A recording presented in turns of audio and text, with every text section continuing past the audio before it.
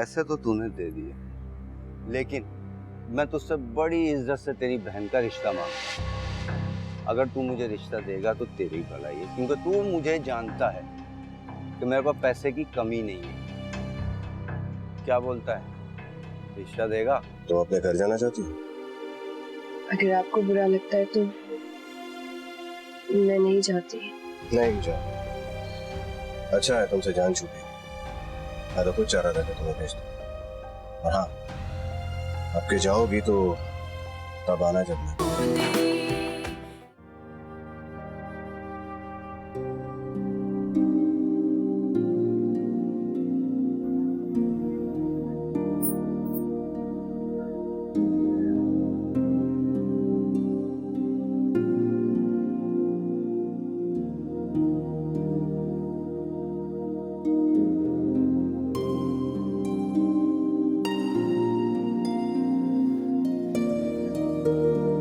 अजहर,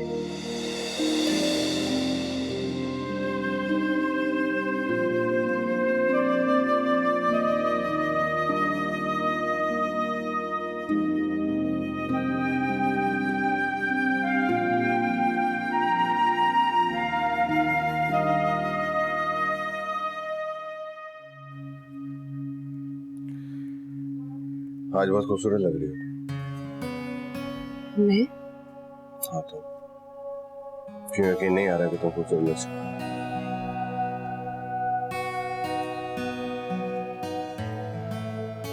नहीं, ऐसी कोई बात नहीं है। वो आज से पहले कभी आपने तारीफ नहीं की ना, इसलिए। कभी मौका ही नहीं मिला अब तो दिल की बात तुम्हें कहने की।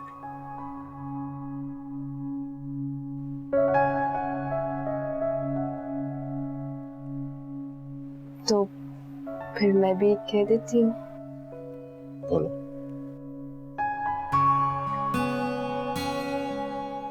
ये कलर काफी सूट करता है आपको। Thank you so much. Welcome.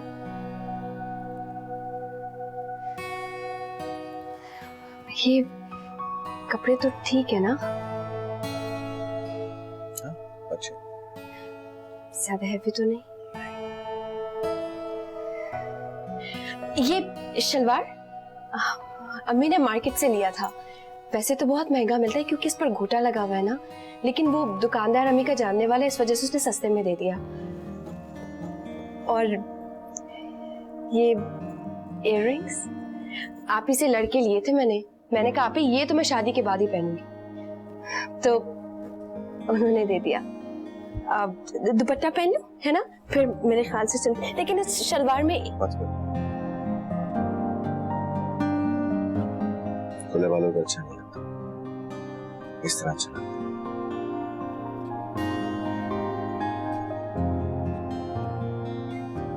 वैसे मुझे भी फैशन का काफी सेंस है, अच्छी बात है। लेकिन बाहर जा रही थी ना तो सोचा बोल लूं। तो चले। चले।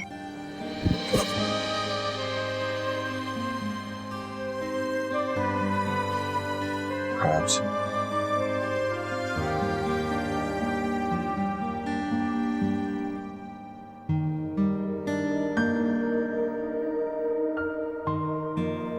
बहू बेगम, बहू बेगम, बहू बेगम, क्या हुआ बेटा? क्या सोच रही थी? आओ चले, तैयार होंगी ना? जी। एक मिनट रुक जाओ।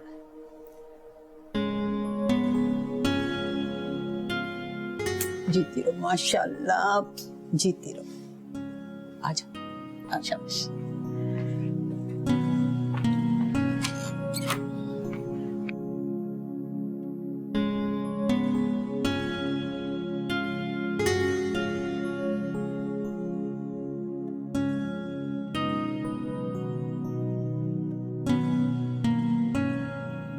हाँ, मैं थोड़ा सा लेट हो जाऊंगा, एक मसले में फंसा हूँ।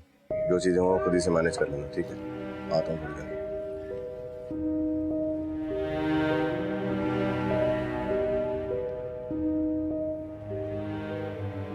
अजहर,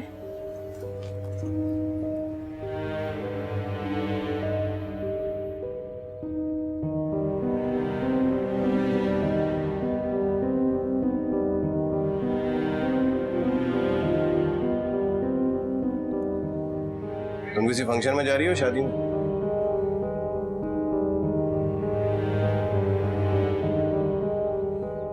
जी और जी, तुमने मुझसे इजाजत ली थी कि मैं अम्मी के घर जाना चाहती हूँ, मैंने इजाजत दी।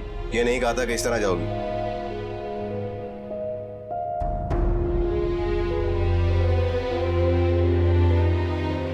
जी, वो मम्मी के घर ही जा रही है। तुम्हारी माँ ने तुम्हें ये तमीज नहीं दी है कि शौहर की मर्जी जरूरी होती है?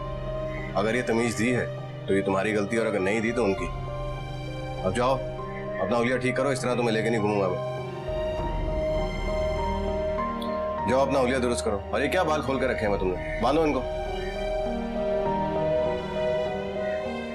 जाओ, जाके अपना हुलिया दुरुस्त करो। ये कार्टून लेके नहीं घूम सकता हूं मैं।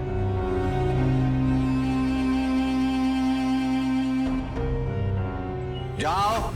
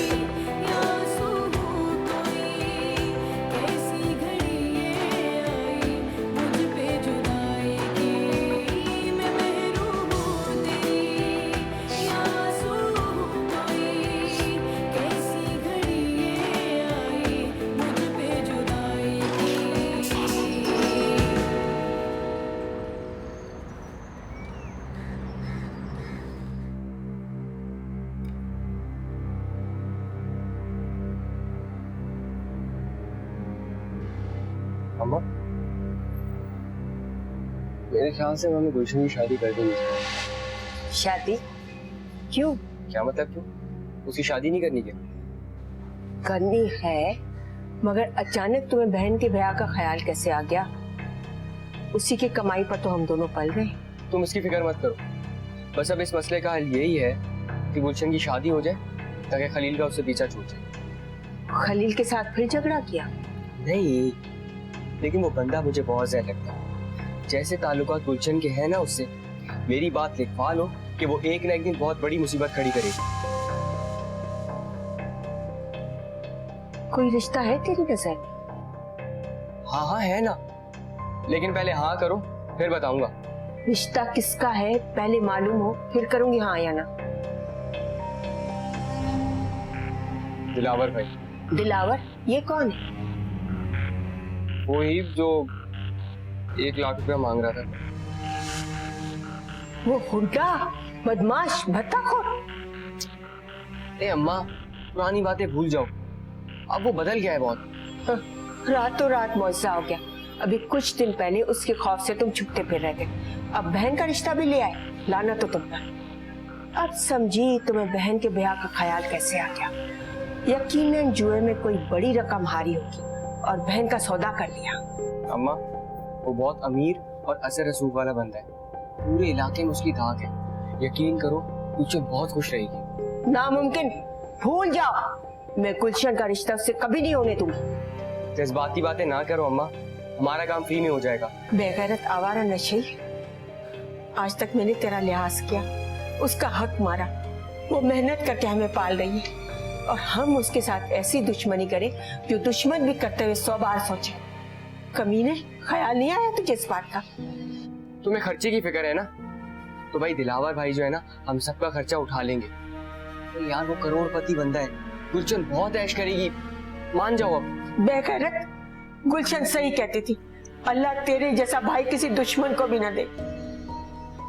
अल्लाह मुझे माफ कर देना, मैंने उस बेचारी का हक मारा।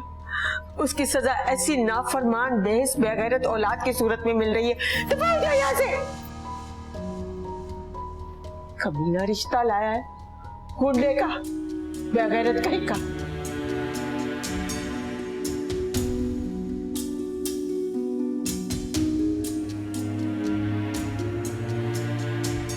हुआ मेहरुनिसा बेगम से कहें कि जल्दी आ जाएं, मुझे एक जगह और भी जाना, देर हो रही है।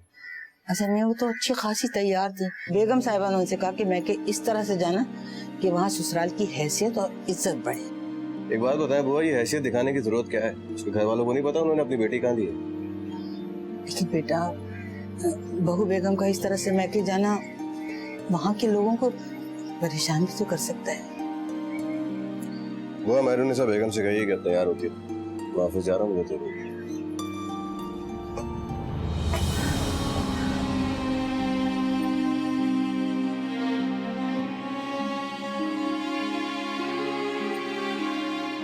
बहू बेगम, आपने आने में देर कर दी।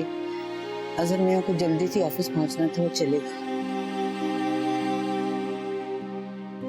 उन्हें कहीं नहीं जाना था, वो मुझे साथ ले जाना ही नहीं चाहते थे। ना मुझे देर हुई है, ना उन्हें जल्दी थी। ये सारा ड्रामा उन्होंने मुझे सताने और जलाने के लिए किया, कामयाब हो गए इसमें।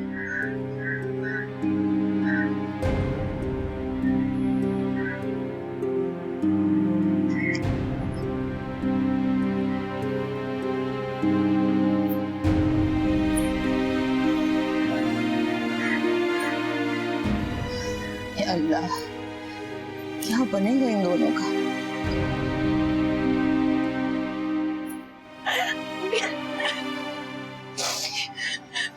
तुम क्यों रोती हो मेरी बच्ची? तुम्हारी माँ तुम्हारे साथ है। मेरे जीते जी कोई तुम्हारे साथ जोर जबरदस्ती नहीं कर सकता। अब आपको समझ आई, मैं आपसे क्यों कहती थी कि आपके बेजा लौट प्यार ने साथ को बिगाड़ दिया है, तबाह कर दिया है उसे। हाँ हाँ, मैं हूँ तुम्हारी गुनाहगार। मैंने तुम्हारे साथ हक तलफी की है, लेकिन अब इस नाइंसाफी के अजाले का वक्त है। बहुत गलत वक्त पे आपके जज्बात जागे अम्मा। अगर इसकी शादी दिलावर से ना हुई ना, तो हम तीनों को ऐसा खमियाजा भुगतना पड़ेगा। वो मुझे जान से मार देगा अम्मा। मार दे, हम सबको मार दे, लेकिन मैं उस लफंगे आवारा गुंडे के साथ अपनी बेटी की शादी नहीं करूंगी। जाकर बता दो उसे।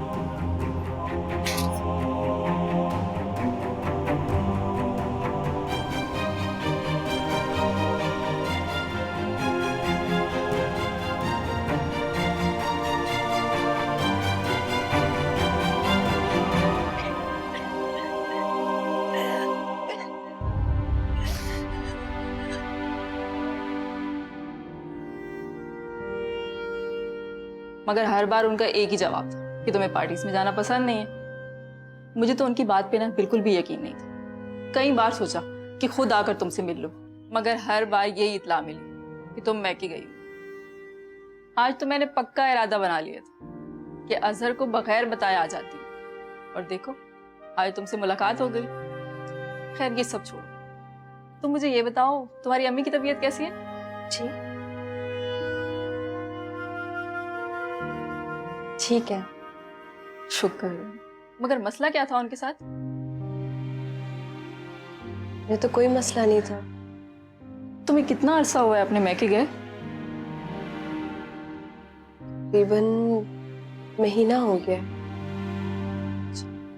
तो जाती क्यों नहीं? इसी शहर में तो है तुम्हारा मैका।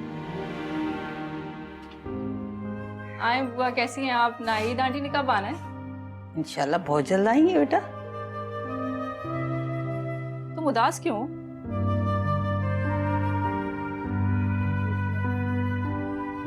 नहीं, उदास तो नहीं हूँ। देखिए बुआ, ये मुझसे छुपा रही है। गजल तो उड़ती हुई चिड़िया के पर गिन लेती है। तुम आज खूब रोई हो ना? अरे क्यों रोएंगे? माशाल्लाह ये तो अपने घर में बहुत खुश है। वो तो दिख ही रहा है बुआ। बहू बेगम, आप बावर्ची खाने में आके जरा चाय का इंतजाम देख लीजिए ना खुद ही। तुम आराम से बैठो। बुआ मैं नाश्ता करके आई हूँ, बस एक कप चाय पियो। ठीक है।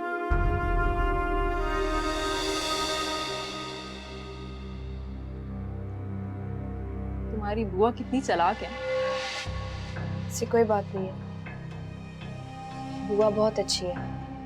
नाहिद आंटी के बाद वही मेरा ख्याल रखती है। और अजहर, क्या वो ख्याल नहीं रखता तुम्हारा? देखो, तुम मुझे अपनी दोस्त समझकर अपने दिल की हर बात शेयर कर सकती हो। मैंने आई नो यहाँ तुम्हारा कोई अपना नहीं है, मगर तुम मुझे हर बात, हर राज बता सकते हो। यकीन रखो, तुम्हारे राज की हिफाजत करूंगी अमानत की तरह। कैसा राज? तुम्हें देखकर अंदाजा लगाया जा सकता है कि तुम अजहर के साथ बिल्कुल भी खुश नहीं हो, और यकीनन इसकी वजह जवेरिया ही होगी, जिसके बारे में तुम सब जान गई हो। अजहर ने मुझे खुद जवेरिया के बारे में बताया था। अजहर की दोस्त है शुरू से, और बिजनेस फेलो। बस ये अजहर भी ना बहुत चालाक और शातिर है। असल बात तो छुपा ही गया। तो तुम उसे कहती कि पूरी दुनिया तुम्हारे और जवेरिया के बारे में बातें कर रही है, ये चक्कर क्या है? मुझे अजहर से ऐसे सवालात पूछने की कोई जरूरत नहीं है। उन पर भरोसा करती हूँ मैं, और मैं जानती हूँ कि वो मुझसे बहुत मोहब्बत करते हैं। उनकी मोहब्बत पर मुझे पूरा भरोसा है, चाहे दुनिया वाले कोई भी बातें बने। देखिए भूत, आपकी इस बहू बेगम में ना बुढ़ी रूह समाई हुई है। आप ही इसे बंद सवर कर रहने को कहा करें। अगर नाहिद आंटी यहाँ होती ना, तो ये ऐसे उजाड़ होली में नजर ना आती। सच कह रही हैं आप, लेकिन बात वही है जो पिया मन भाई, हमारे अजहर मियाँ को इनकी सादगी ही तो पसंद है। वो कहते हैं कि फैशनेबल और बनी संवरी औरतें तो मैं रोज देखता रहता हूँ, इनकी सादगी और खालिसपन जो है ना वही उन्हें अच्छा लगता है। अजहर और सादगी?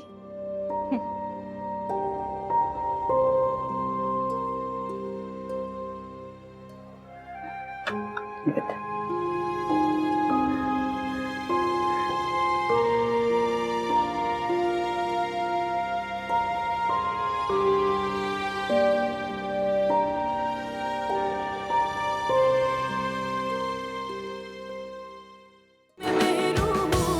तुम्हारी वजह से जो मुझे बेइज्जती बर्दाश्त करनी पड़ी उन सबके साथ। कहा था ना मैंने, मैनर्स, एटिकेट्स, ये सब नजर आने चाहिए तुम्हारे अंदर मुझे, मगर नहीं। इतना कुछ समझाने के बावजूद भी तुमने उन सबके सामने मेरी बेइज्जती करवा। आप इसे क्यों मार रहे हैं? खबरदार, जो किसी ने मेरी माँ के बारे में एक लफ्ज भी बोला तो अगर तुम कुछ बोली तो तुम्हें भी इसी तरह दो लगा दूंगा मैं। बच्ची है, जो देखती है सुनती है वही कहेगी ना। आइंदा मेरी माँ के बारे में कुछ मत कहना। तुम अच्छी तरह जानती हो कि वो मेरी माँ भी है और तुम्हारी खाला भी।